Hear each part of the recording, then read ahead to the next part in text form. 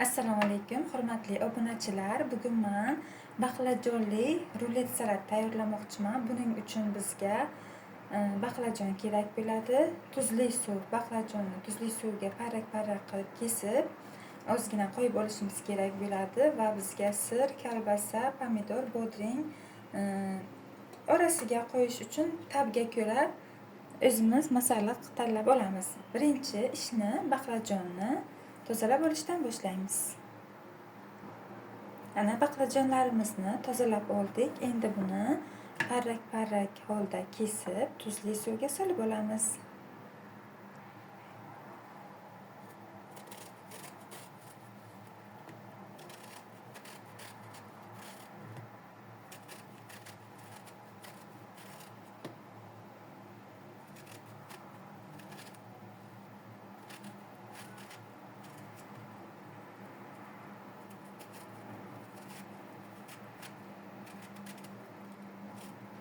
Baqlajonlarimizni ham parrak holda kesib oldik. Endi buni suv kamroq ekan, buni baqlajonlar botguncha tuzli suvdan to'ldiramiz.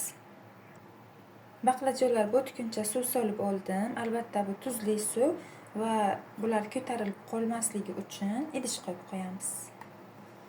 Va buni 10-15 minutda qoldiramiz. Ungacha biz ichidagi masalliqlarni tayyorlab olamiz.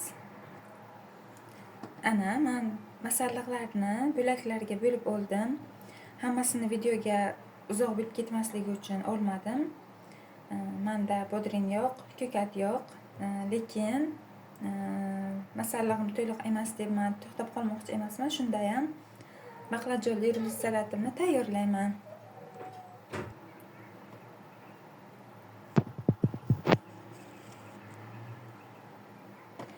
Doim ham uyimizda hamma masalliqlar topilmasligi mumkin, lekin boridan tayyorlab oilamizni xursand qilishimiz mumkin. Qizlarjonlar, endi davom etamiz. Baqlajonlarimiz yetarli vaqt suvda qoldi. Endi buni suvini to'kib olamizda matoga suvlarini qolganini sirqtirib, quritib olamiz.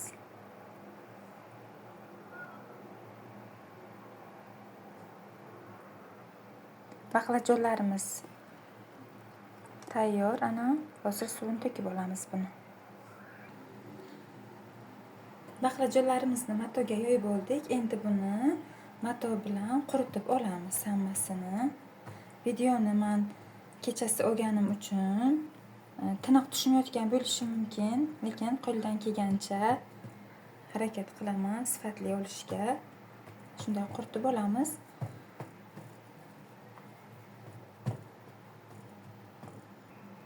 Baqlajonlarimizni tuxumga elab-elab qovurib olamiz. Yog'da ozgina tuz solamiz.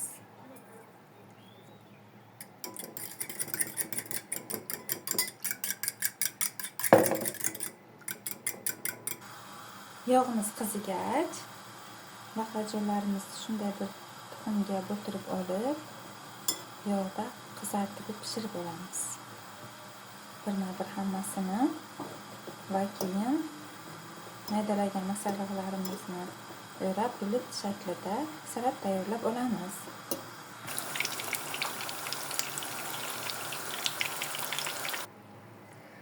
Parrak qilib to'g'rab olgan baqlajonlarimizni qizartirib pishirib oldim. Endi buni ozgina sovishini kutamiz va rulet shaklida o'rab chiqamiz.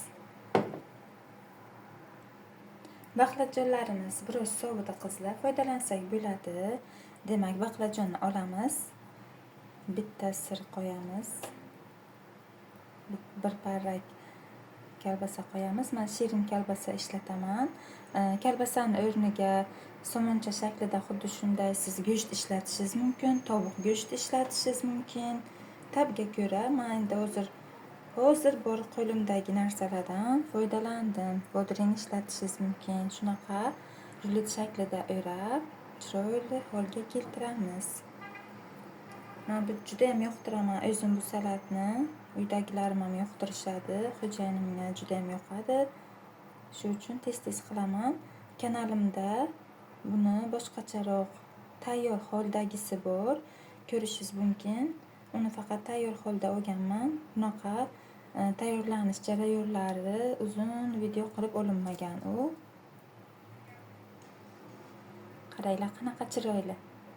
Hali tayyor bo'lgandan keyin tayyorni ham alohida yoki shu videoning davomida ko'rsataman.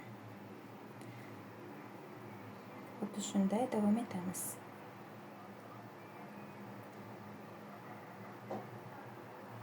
Judayam mazali, judayam to'yimli, ovqat o'rnini bosadigan ajoyib salat bo'ladi.